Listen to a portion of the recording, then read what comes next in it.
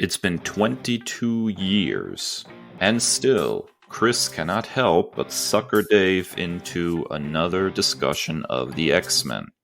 We're discussing X-Men, the first movie from 2000, on today's episode of the Nerd Byword podcast.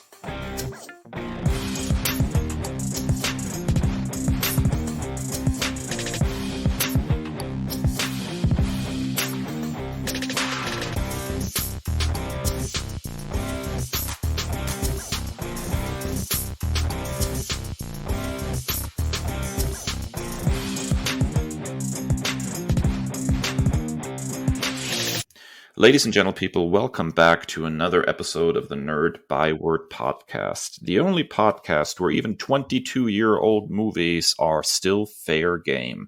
I'm Dave, I'm here with my buddy Kris, and today we will be fixing the very first X-Men movie from the year 2000. But first, as always, it is time for some...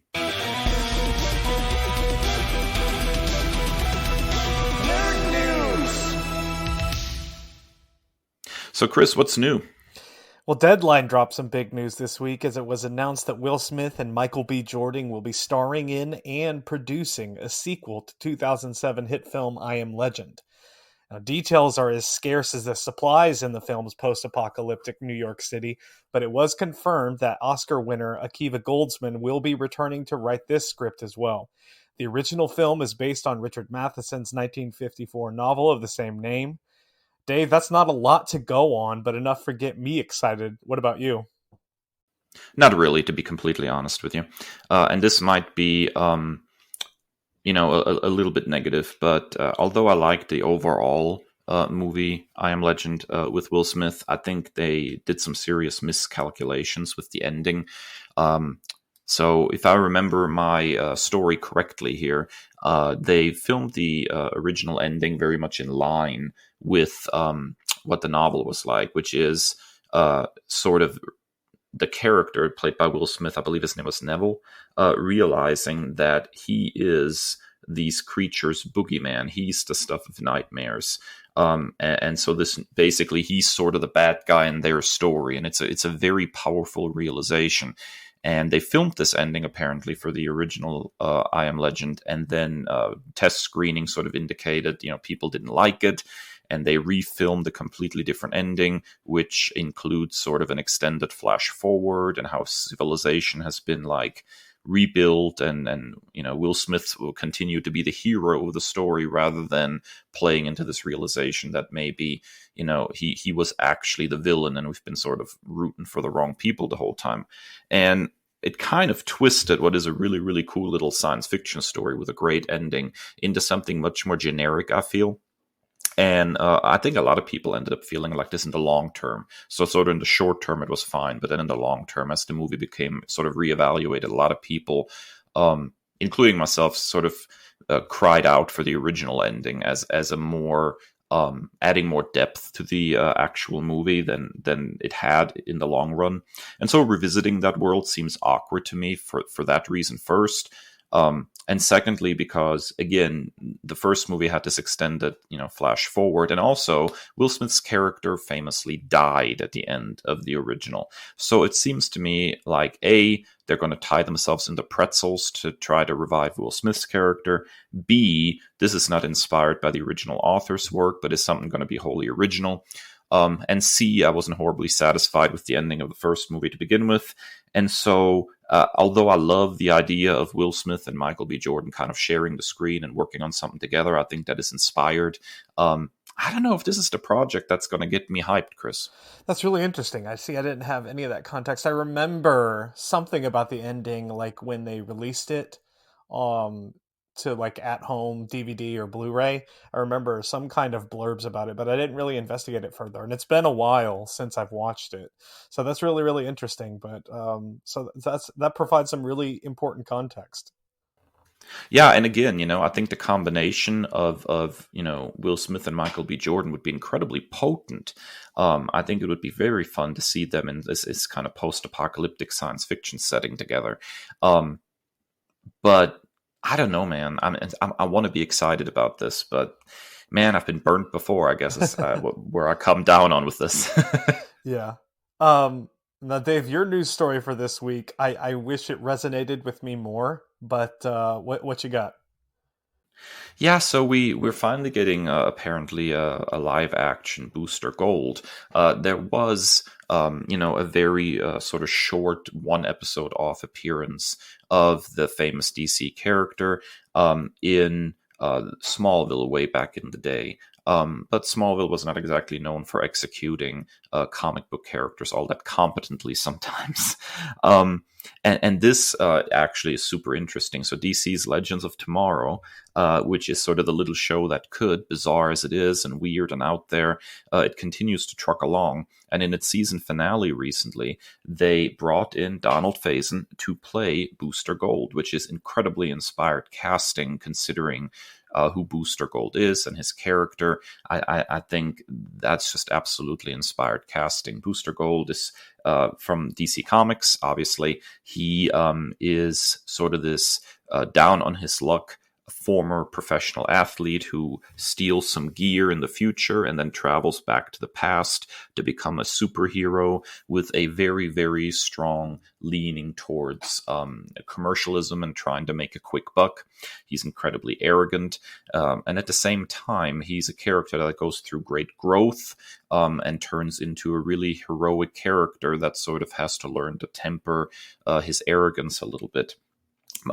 There's been a couple of different Booster Gold solo series, but my favorite launched sort of out of the end of, I want to say out of the end of Infinite Crisis or something like that, and ran for a few years and featured Booster Gold traveling through time and trying to fix problems in the timeline. And obviously that lent itself to sorts of all sorts of cameos from like DC Comics characters at various stages of their history and the like. Donald Faison didn't exactly suit up in this season finale. He kind of pops up. He's sort of mostly in civilian garb, but it's pretty clear who he's supposed to be. Of course, DC's Legends of Tomorrow has not been renewed yet, but here's hoping that if they are renewed, that there is a big role for Booster Gold, who is sort of the quintessential out of time / time travel hero I think that DC Comics has produced, and just a very, very fun character to watch. And with Faison's natural charisma, I think he can pull off that role absolutely aces. So I'm kind of excited to see where this goes. I've fallen off the wagon with Legends of Tomorrow for the last few seasons, but this might be something that would bring me back in the fold just to see one of my favorite sort of under the radar superheroes kind of get his due. Yeah, and like I said in my kind of kick to you, I wish this resonated with me more. I checked out from the Arrowverse so long ago. As I've detailed on the show before, it's just not my shtick. Like it's very much its own thing, and it just does not vibe with me. This might be enough to bring me back, especially if they listen to the rampant fan speculation and cast Zach Braff as Ted Cord. That would be amazing to see them on the screen together. Just their natural chemistry and friendship. I'm a big Scrubs fan, so that would be amazing. But that's pie in the sky hopes. Yeah, I just wish. I've heard good things about Legends of Tomorrow. I've heard good things about the second season of Batwoman. The whole Ryan Wilder new character is intriguing to me. Um, but I don't know that it's enough. It's just you talked about being burnt too many times, and the Arrowverse did that to me one too many times, I think. I think the Arrowverse might be poised to kind of turn a corner if this whole, sale of the CW doesn't, completely ruin any original programming. That's kind of on the horizon. But I think Superman and Lois in particular has kind of shown that there's a different approach that they can take to these kinds of shows that can be extremely successful and resonate with critics as well. I think Superman and Lois has been really, really good quality superhero entertainment. So maybe they're on the right track here. And Legends, I think for the most part, it's kind of morphed into its very, very own thing. Really, only tangentially does it even feel like something DC Comics related. It's just this really bonkers, zany time travel crew, and it's fun in a very different kind of way. and very different from anything else that the CW has been offering superhero wise. So I think Superman and Lois is a good indicator that the future could be bright if they lean into, that kind of approach. And Legends is just, it's so its own thing. It's so completely changed from what it was in its first season. It's absolutely bonkers. Alrighty, folks, there you have it. That's our nerd news. When we come back, it's time for this week's Big Talk, when we dissect and improve the very first X-Men movie from the year 2000. Stick around.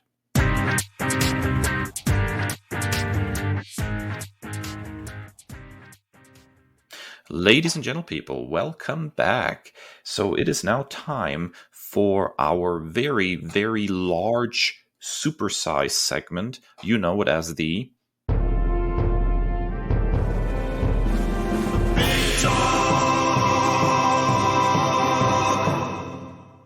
And in this week's Big Talk, we wanted to once again try our hands at fixing a movie. And in this case, of course, we're going to be looking at the very first X-Men movie from the Fox franchise. Now, we all know that this franchise has had some ups and downs, and many, many downs, if we're going to be completely honest with each other. But I think it pays, off to remember that the very first X-Men movie was sort of a game changer and one of the movies that opened the door to more superhero adaptations in cinema. It's an incredibly significant movie, directed by Bryan Singer, featuring, of course, Sir Patrick Stewart and Sir Ian McKellen in the roles of Professor Charles Xavier and our good friend Magneto, respectively. And we had a very, very large and, varied cast embodying the various X-Men. It is a product of its time, and I think it's probably not entirely fair to rip it too much for being a product of its time. However, narratively speaking, I think there are still many things that could be improved. Kris, what is your thought about fixing something in the original X-Men movie? I think we need a complete revamp of several characters because they are woefully misinterpreted. Um, and we've detailed this on the show before. I'm all for a reinterpretation as long as you do not lose the core aspects of the character. And I think there are four characters in particular that stand out as just woeful misinterpretations. I think perhaps the greatest sin of this entire film franchise is the characterization of Rogue. I think they were going for something completely different as this quasi point of view character, but then didn't fully commit to it. And then I understand that they were trying to go for this emotional recluse because of her power set. But in doing so, they completely stripped her of anything that makes the character great.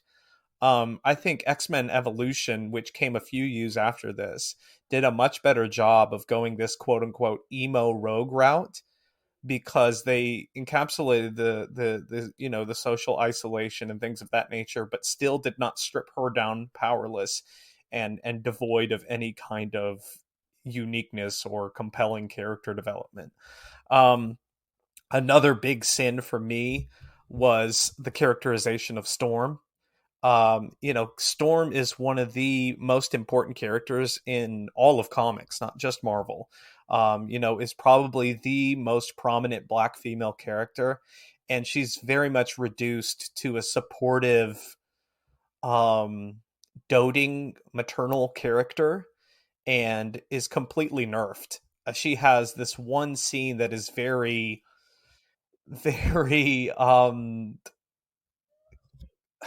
the what happens to a toad when it gets struck by lightning scene is just very so much its own thing. And that's probably like the only time that she gets to really kind of flex in this movie. Every other time she's just getting, beat up by everybody, and that's just very, very disappointing. And the casting as Halle Berry, Halle Berry gets a bad rap a lot, for these films, for the Catwoman films, but at the same time, she is kind of such an influential person for representation, and she's kind of the forerunner in a lot of ways for what we have now as far as representation goes. So it's just really, really unfortunate that they gave kind of her this mess to kind of work with. So Storm is particularly troubling to me. Sabretooth is like just so weird. The eyebrows are strange. His eyebrows go down past his chin. He's mute for the most part. And then completely divorcing him from his long storied history with Wolverine is a huge misstep in my opinion. So much so that they like redid the character in X-Men Wolverine Origins, which is a horrible, horrible film. But Liev Schreiber and his, character of Sabretooth is one of the redeeming few redeemable things about that film. But it there's so many missteps in this franchise that they have to go and reintroduce characters with recastings, and it creates this mucky, messy timeline. If they would have just got it right the first time and not diverged from the true character's path. So Sabretooth is nothing more than just a big brute enforcer in this film. And then the character of Mystique as well is the fourth one. We'll talk about your misgivings with the characters, which I'll wholeheartedly agree. So I'll save that aspect of the character for a moment. But she barely has any lines whatsoever as well. And Mystique is one of, if not the most important adversaries after Magneto, I think, for me. In the whole grand scheme of things, and she's such a compelling character, love her or hate her. She's immediately compelling and one of the most interesting characters in all of the X-Men comics because of her espionage background, because of her history, because of her skill set. And she's reduced to just window dressing here, quite literally, and she has barely any lines, and there's like no development whatsoever. So those four characters in particular stood out to me. They're not giving very much agency. They're very much off the mark. Like, did not even hit the target at all.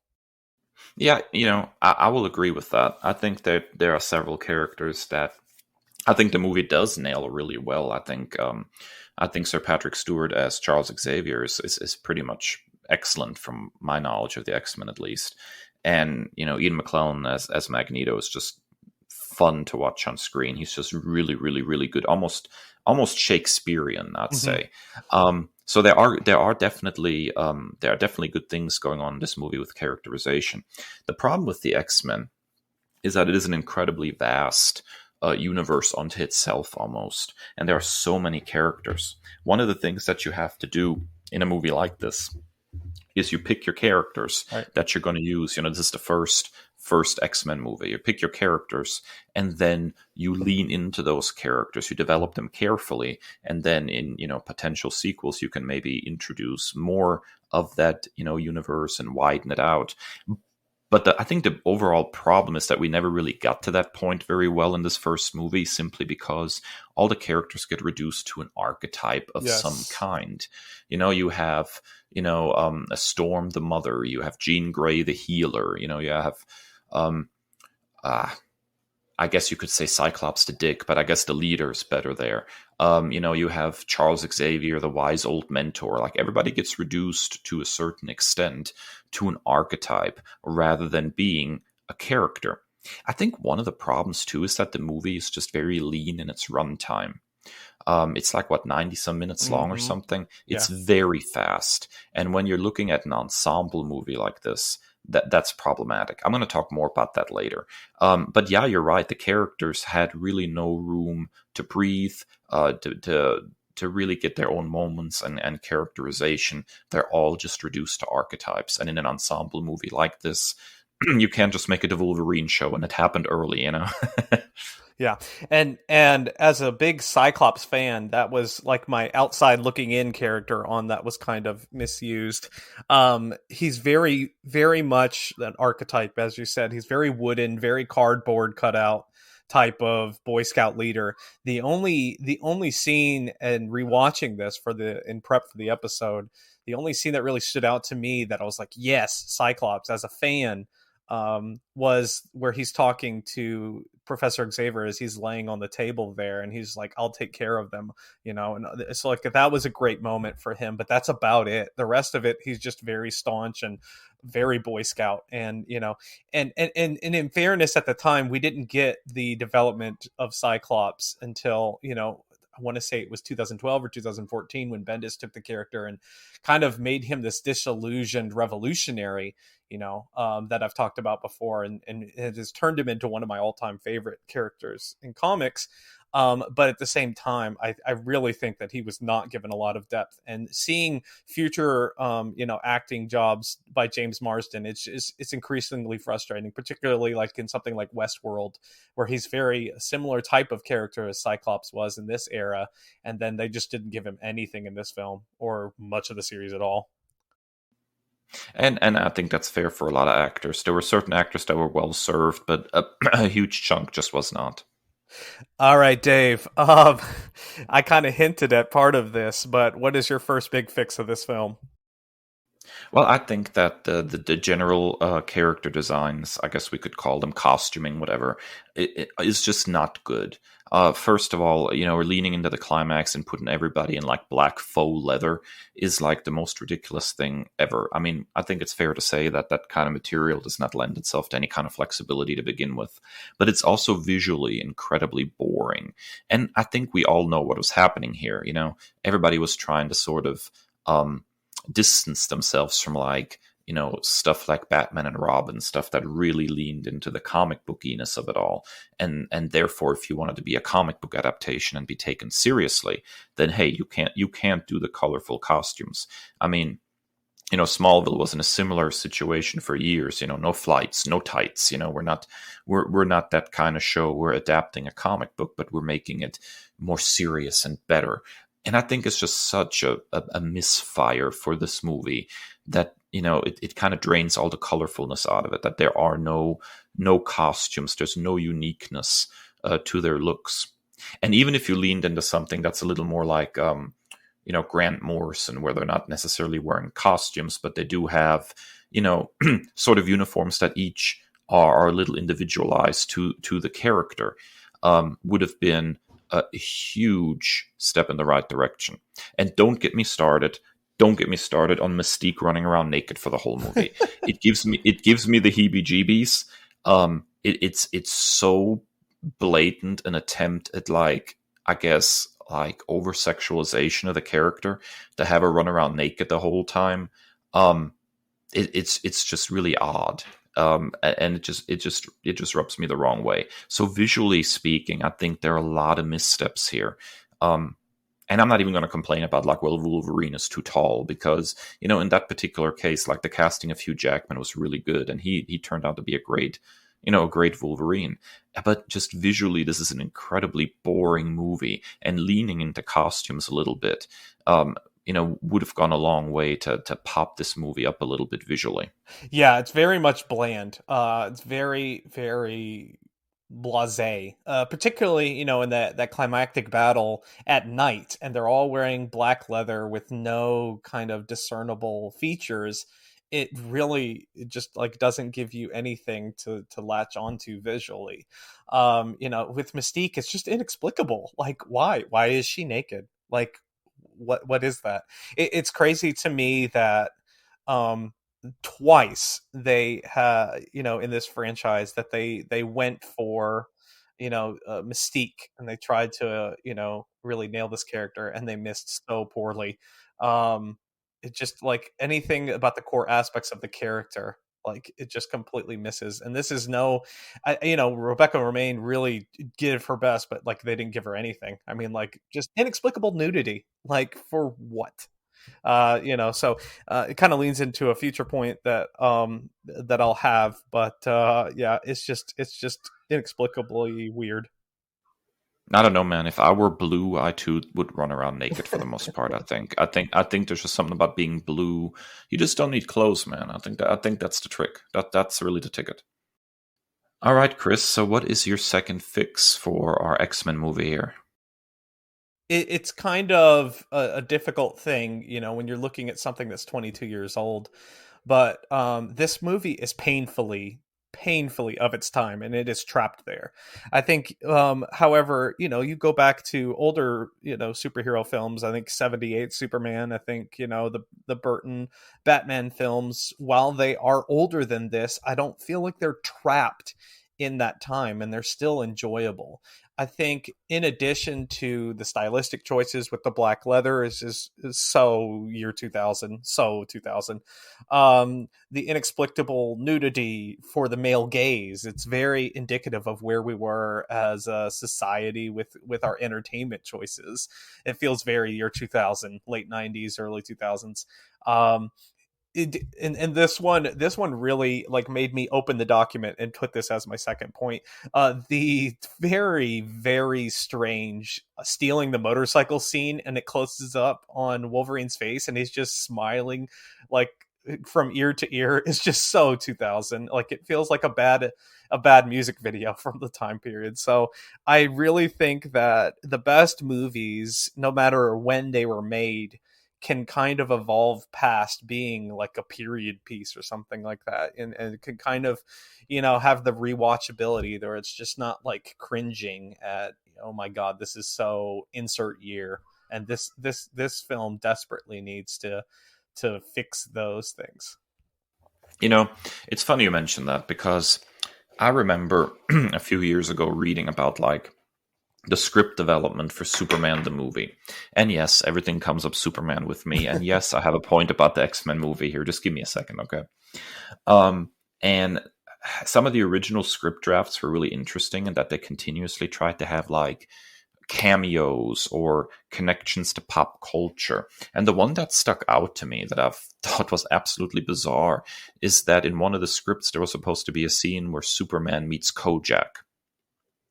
Now, for those of you that don't know, Kojak was a character from like a police drama, was portrayed by Terry Savalas or something like that, was bald, and very, very popular in the 70s. And so there was supposed to be like this whole scene where like Superman meets Kojak. That's not the evil Saint Bernard dog from the Stephen King movie, is it? No, that's not. No, that's Cujo. Oh, okay. That would have been weird. That would have been a weird crossover.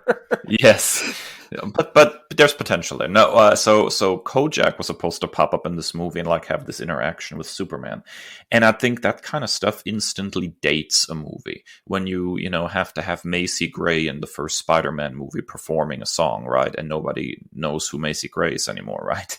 I mean, this kind of stuff dates a movie.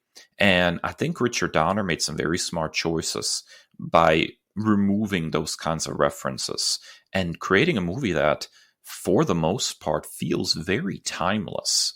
And so I think that is one of the failures of the first X-Men movie, is that they don't try to make a movie that feels timeless. They make a movie that feels very much of its time.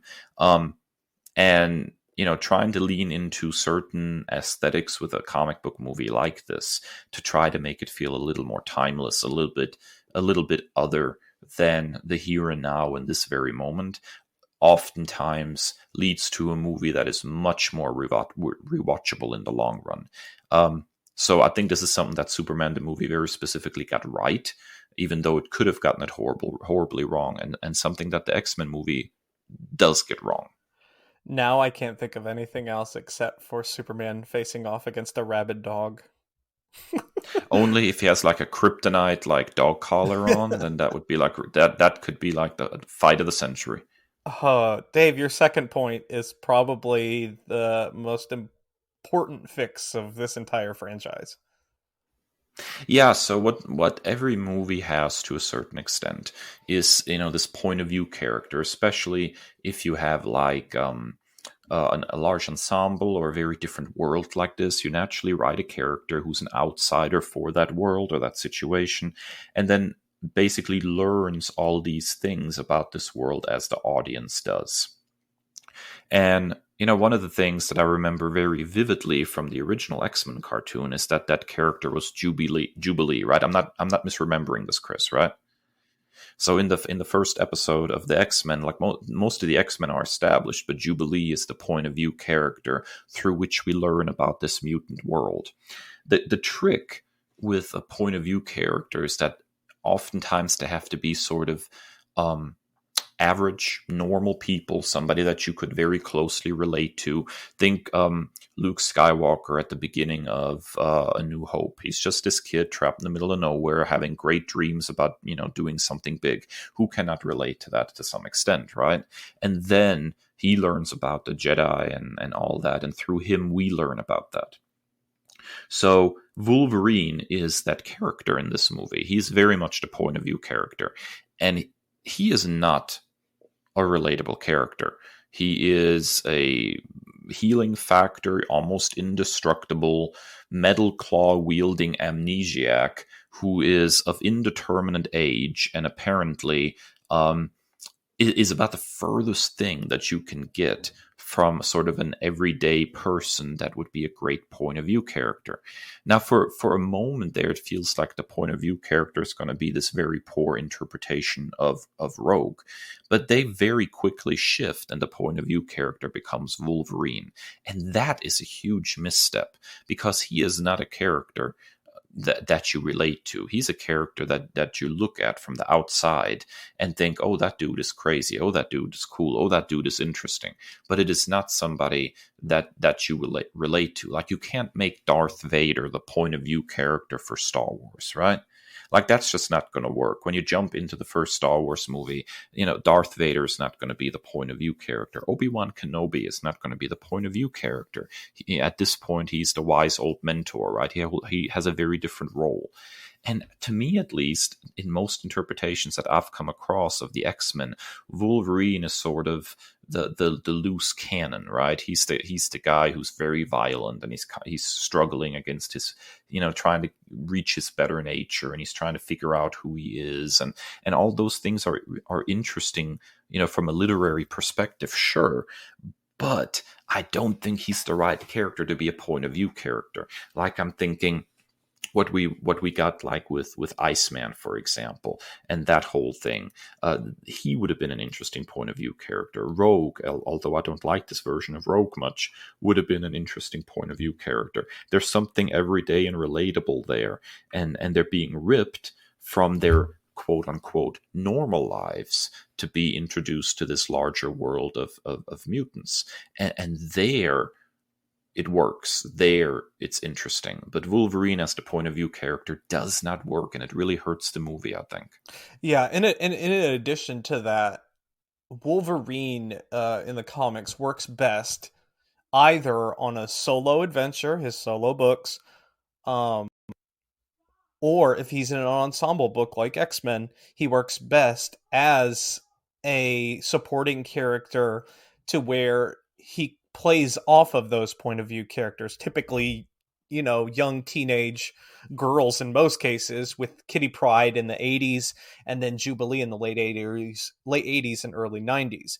Like, the thing that really kind of, it's almost like a magnet that draws out the gruffness out of the gruffness, and like this the heart of the character is those young protagonists, and his relationships with other people, and that brings out the best, I think, in him, at least in the story that I've read. So, Kitty Pryde or Jubilee, or even his relationships with Nightcrawler and Colossus in the comics, particularly through the Claremont era, really bring out the best in the character. And this big, gruff, masculine to the extreme testosterone overdose character, like, it brings out the tenderness and the care that he has for his own. And I think it's so not only are you choosing the wrong point of view character, you're not equipping Wolverine as a character to be his best possible self as a storytelling device, because you're removing that point of view character to bring those things out of him. So and immediately I see what they were trying to do with Rogue. They were trying to make, like, as soon as she came on the screen, and now being more well versed than I was when this movie came out, I was like, oh, this is supposed to be Kitty Pryde, or this is supposed to be Jubilee, and maybe they were trying to not go a direct adaptation of the animated series with Jubilee. Um, but it's such a huge misstep, that even in this poor interpretation of Rogue, they immediately eschewed it after 15-20 minutes of screen time.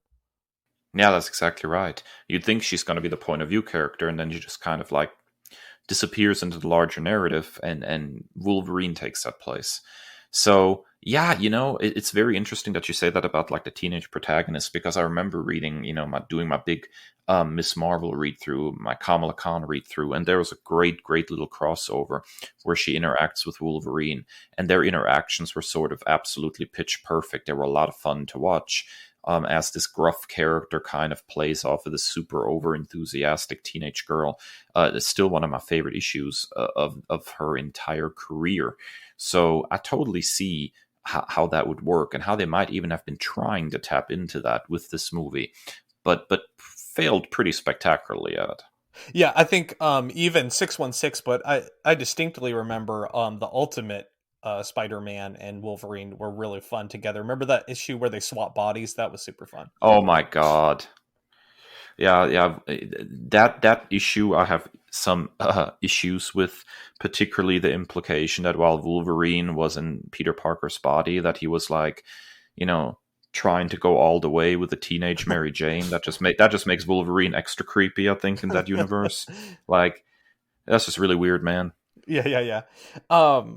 But yeah, so that's I think that's the biggest thing is Wolverine is at his best juxtaposed against different characters. And to bring it back to Nightcrawler, is someone who's deeply religious and deeply hopeful and optimistic and just fun-loving, swashbuckling type character, with this person who's been alive for hundreds of years because of his healing factor, and he's seen so much of the world. He's this pessimistic realist pragmatist, and just the juxtaposition of them is fantastic to read, and it's completely lost here.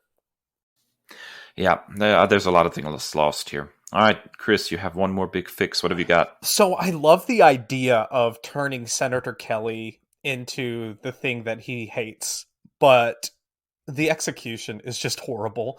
Like, we don't get and Magneto. I love the whole Magneto speech. I think Serene McKellen's theater background is on full flex there, but they just strap him into this suit, or strap him into this machine with no explanation. It just does, and I think that's a misstep. Like, we could have just been like, he does it after the fact, where he's like, now you've become the thing that you hate. But I think they could have really played that up. And then just the execution and the weird goopy waterness of it all, i think was so cartoony and goofy. Like, I understand the idea of his body rejecting the mutation, but I think it would have been much more powerful and impactful if it was visualized in a different way. And I think it's such a weird execution, that Robert Kelly is famously, right, probably one of the biggest antagonists, at least at the early X-Men stories, and turning him into the thing that he hates the most is incredibly powerful. It's just the execution is awful. I'll agree with that wholeheartedly. I think that whole machine plot. I know that they were trying to have something really, really big. They're gonna have to save the world. Blah blah blah. But that machine makes like zero sense to me. I don't know how Yeah. how magnetism specifically will cause mutations. Like, if they would have gone to some kind of radiation thing, maybe I could have seen like something working with that. But tying it directly into Magneto's power seemed weird, odd. Even if you Not, wanted to just even if you wanted to say, like, look, it extracts the X gene and extrapolates that onto other people, that would have made more sense if you would explain that. But there's like no explanation. yeah, that's exactly right. There's zero explanation for what they're doing here. But even more than that, I think that I really agree with the fact that the visualization of his mutation was really weird. I I know that they didn't want to give him, quote unquote powers necessarily, and they probably wanted it to be icky because, he's a villain. So if he's going to be a mutant, he's going to be an icky mutant. I don't know, man. It's just very, very odd that whole plot thread didn't quite go anywhere where I think it would go. It didn't really go anywhere, really, because ultimately, what does the whole Senator Kelly thing lead to? It leads to Mystique taking his place, and then that kind of goes in the pants almost immediately next to. So that whole plot thread seems useless, I guess, is the best way to put it. And I think at its strongest, um, this movie really plays up the fear of being persecuted for being different, for being who you were born to be. And unfortunately, there are maybe 2 to 3 minutes screen time max of where they do that. And I think they could have really driven that home. So I would have gone like the scene where Magneto says, they have a paraphrasing, but they have, a number tattooed on your forehead or something to that effect. And it calls back on his own personal demons of being a Holocaust survivor and being through all of this before. And that's why Magneto is probably one of my all-time favorite characters in all of fiction, is because of the depth of history there, and that's such a rich inspiration for a character that they really just completely don't even use. Imagine having all these weapons in your arsenal and just not using them to the fullest extent. And that's something that I have a lot of qualms about. X-Men First Class, rest in peace Darwin, an unkillable character, is killed 5 minutes later. No, don't even get me started. But I think my favorite scene outside of Nightcrawler's introduction in X2, my favorite scene is the Nazi hunting scene in Argentina. Like, that's something that film absolutely nailed. And it completely is just discarded and not even used in this film. Like, you really could have played this up and it given so much more motivation for Magneto. And Magneto is one of those characters that a lot of people actually believe, Magneto was right, is a popular statement amongst the X-Men fandom, because you see this and they completely don't even use it. Yeah, that is absolutely true.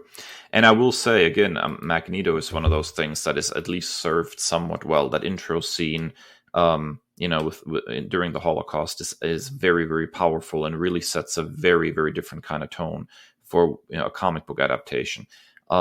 So there are things that work in this movie. That scene for sure is one of those things. So yeah, I'll agree with that. And is like he's seen all this before, and that explains his motivation, at least in comics. Just like, I'm not doing this again, so I'm going to be preemptively striking. I've lived through this. I luckily, fortunately, lived through this, but I'm not going through this again, and I'm not letting my people go through this again, just for being different. And they completely crap the bed with that. I totally agree.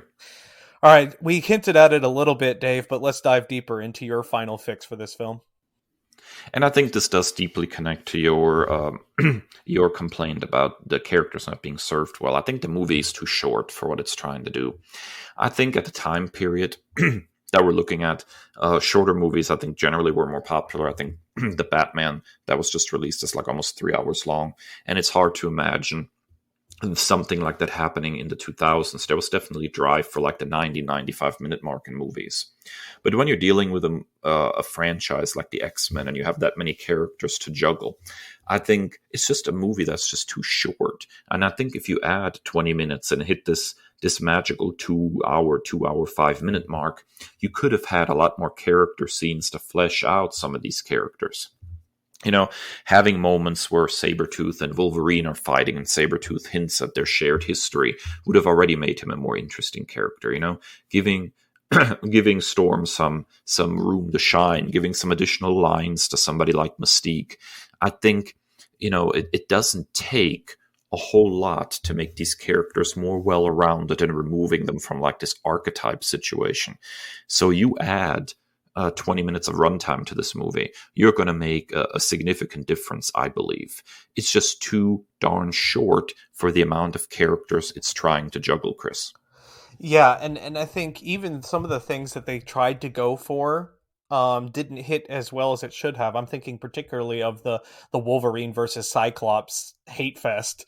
They're together on screen for all of 2 seconds, and so this whole rivalry And they between the immediately hate two. each other. Yeah, They like, immediately hate each other for no reason. Like, yeah, I hate you. I hate you too. Why? I don't know, but we yeah. hate each other. Okay, good. Now that we know that. And like, you know, famously, X2 is, for me, far and away, the diamond in the rough. And I'm looking at it right now, the runtime. I was curious. I just Googled it. It's 2 hours and 15 minutes. So imagine that. You give it a little bit more juice, and you have arguably the best one of the entire franchise. And that's with a good deal amount more characters in there. And I think even some of the reason some of those characters are better served is thinking of this first film as character development. So yeah, it really is just unfortunate that it, like I said, and this further proves the point of it being of its time too, trying to fit into that niche, and your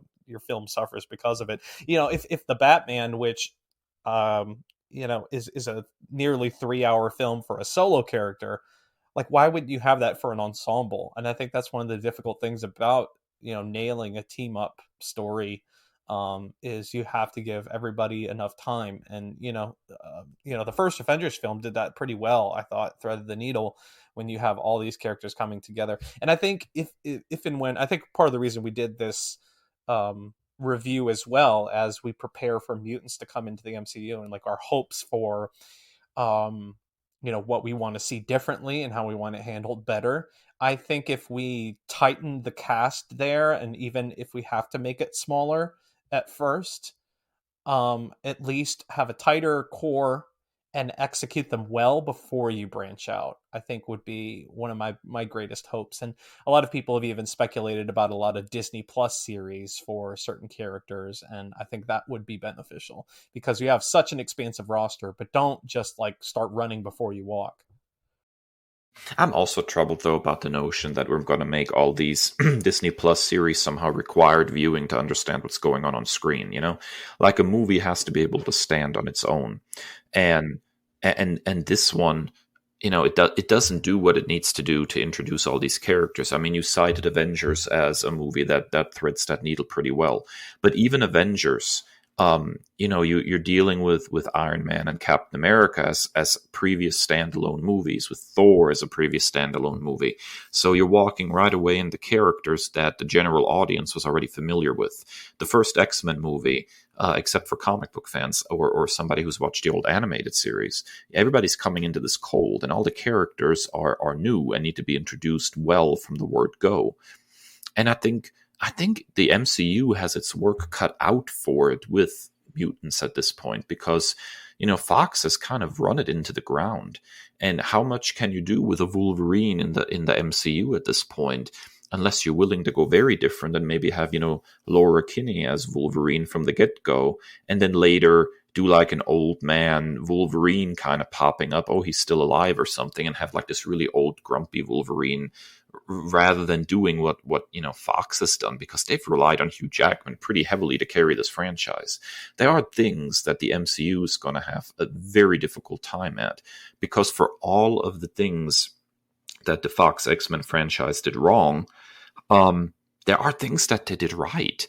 I don't think, how easy is it going to be to top something like Patrick Stewart as Professor Charles Xavier? Like, where do you go to a casting that is better than Patrick Stewart? Like that is incredible casting. It's almost quintessential.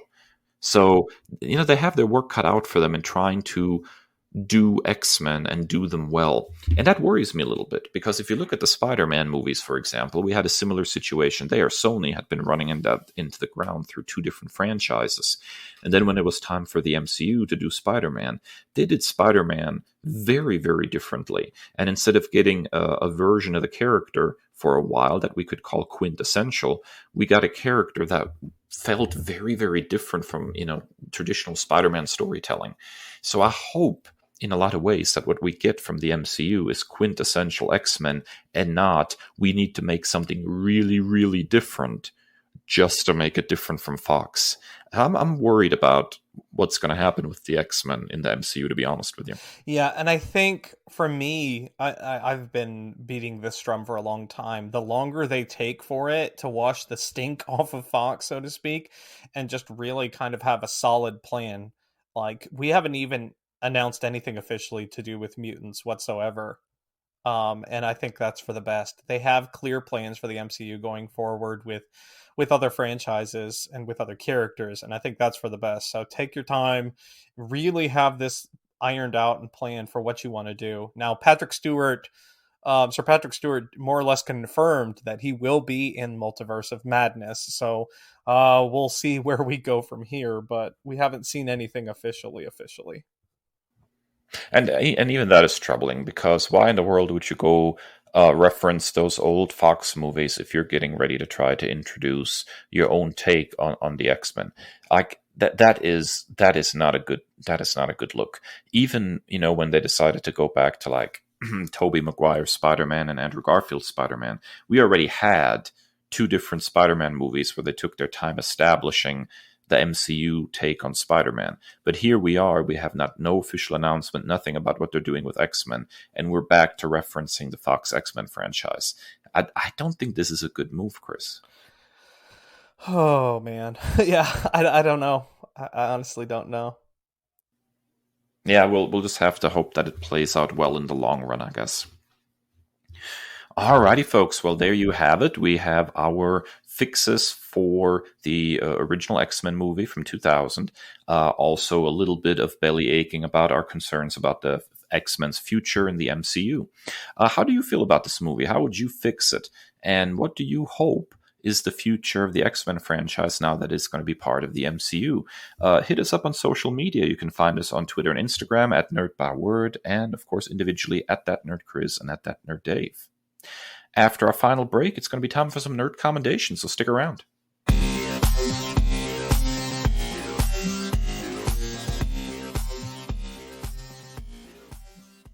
And we're back, and it's time for our favorite segment where we get to recommend to you our favorite current nerdy media. You know it as...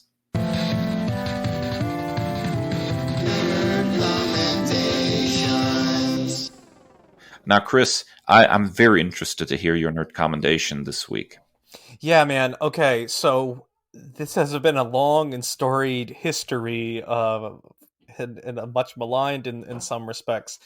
But I love Cyberpunk 2077. Loved it. I just finished the main story.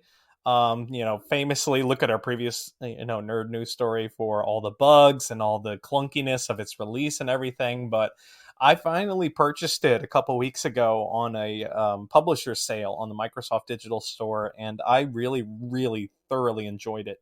The if I could like say anything about it overarchingly, it's like a love child of Grand Theft Auto, um,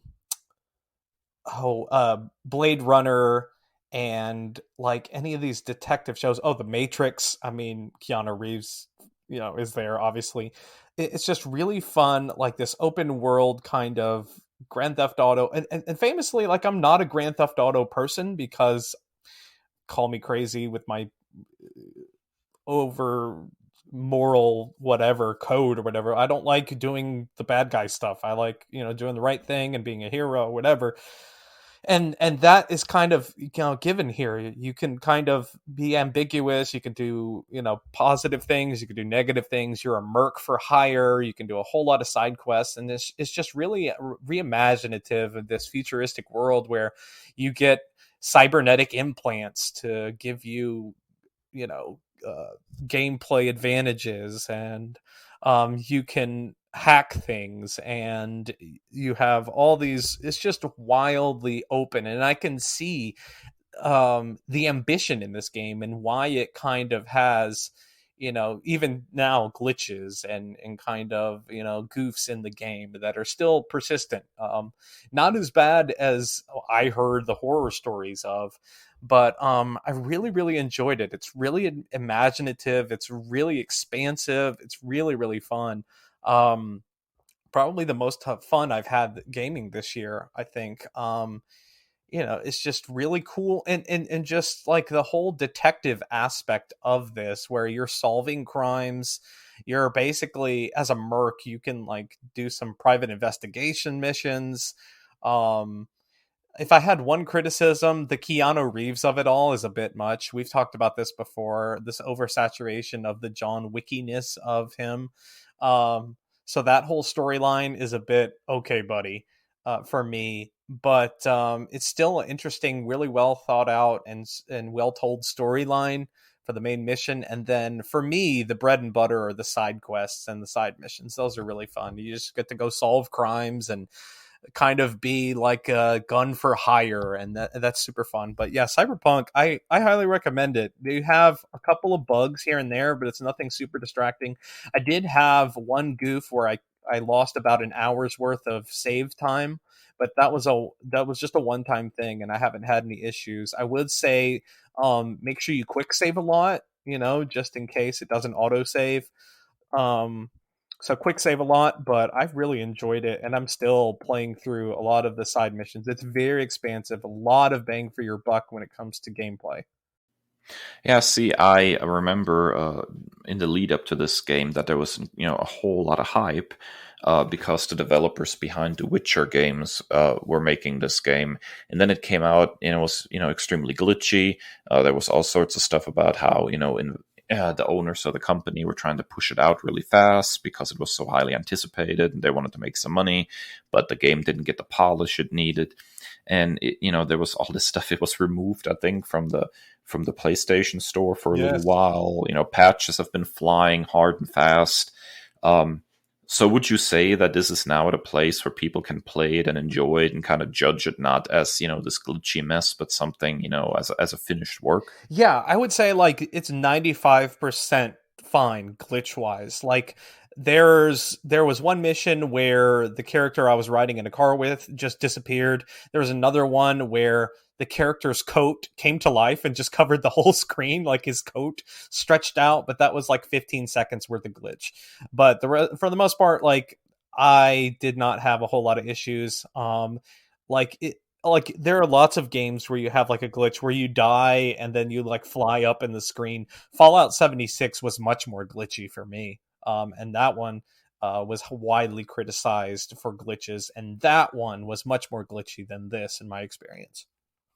Yeah, see, that sounds really interesting because it's the kind of game that would really get me going. I mean, I like this kind of stuff.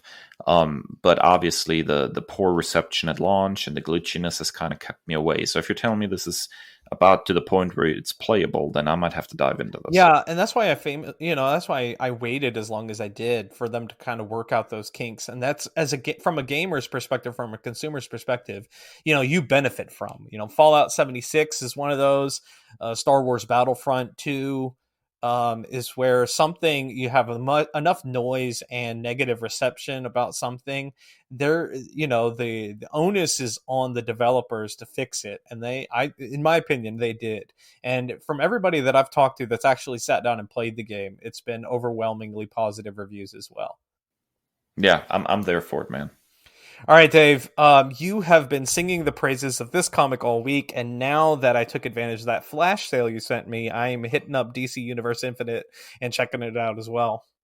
Yeah, man, I'm telling you, DC Universe Infinite has been exactly what I needed because I'm finally diving into a whole lot of stuff that I've never had the chance to read and that I'm finding absolutely amazing. I think I've already picked what my next nerd commendation is going to be as well. I've been reading furiously this week. But this week, I just want to nerd commend Superman Smashes the Klan, an absolute fantastic 3-issue miniseries that blew my mind. I absolutely love this sucker. Let me go ahead and read the official synopsis to you from DC Comics.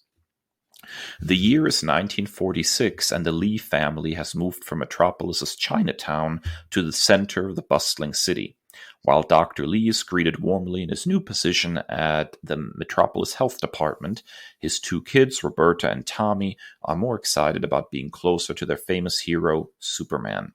Inspired by the 1940s Superman radio serial Clan of the Fiery Cross, and drawn by the Japanese duo Gurihiro, Gene Luen Yang, American-born Chinese, Boxers and Saints, The Terrifics, New Superman, brings us his personal retelling of the adventures of the Lee family as they team up with Superman to smash the Klan.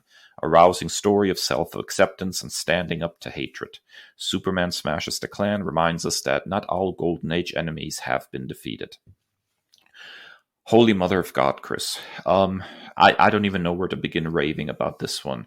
The story is incredibly heartfelt.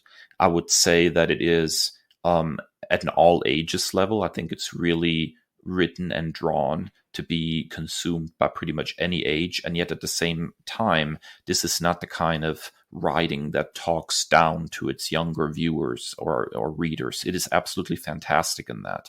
The art is, I would say, maybe slightly anime inspired, really cartoonish, but at the same time, absolutely gorgeous and riveting.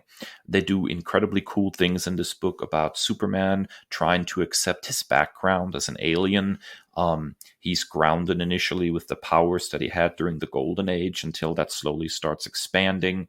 The new characters introduced, particularly Roberta Lee, absolutely a wonderful character and one I would love to see more of.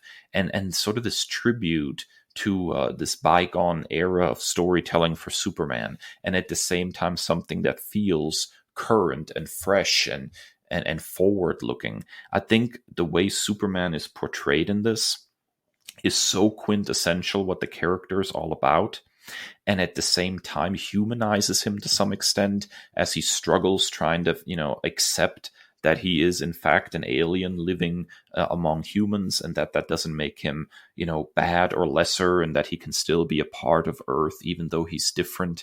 I think there's just so much about this story that really resonates. It's gorgeous to look at. It's fantastically written. I think it is, of the last 10 or 20 years, easily my favorite portrayal of Superman, who is, as we all know at this point, my all-time favorite character. And so this is high praise I'm singing here. This is, to me, the quintessential Superman, and anybody who is a fan of Superman needs to read Superman Smashes the Klan.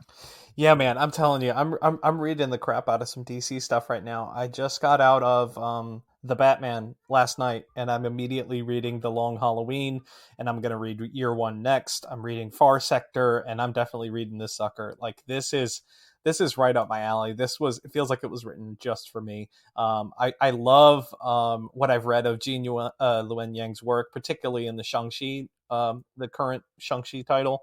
I read a little bit of that and absolutely loved it. So I'm definitely checking this one out.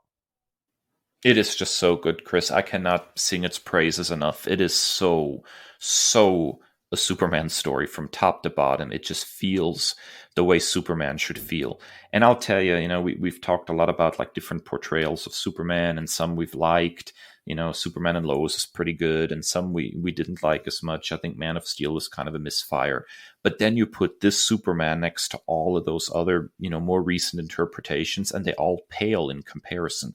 This is Superman. Superman who gives his cape to a little girl as a souvenir after they try to save somebody together. Like this is Superman.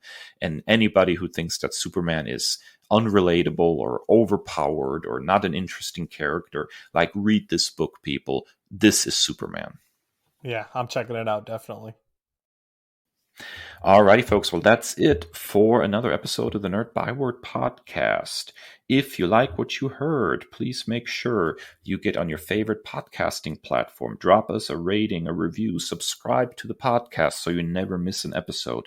You can find us anywhere podcasts are available. You can find us on Apple Podcasts, on Spotify, TuneIn Radio, and of course our very own website, nerdbyword.com. And please be sure to hit us up on social media with your thoughts on how you would fix the X-Men film, the 2000 film, and what you hope to see with their introduction into the MCU. And as always, stay well and stay nerdy. The Nerd Byword is written and produced by Kris and Dave, two nerds with a love of all things pop culture. The podcast features music by Al Jimenez with additional drops composed by Joe Biondi. Our show art is by Ashery Design. Find us at nerdbyword.com and wherever podcasts are available.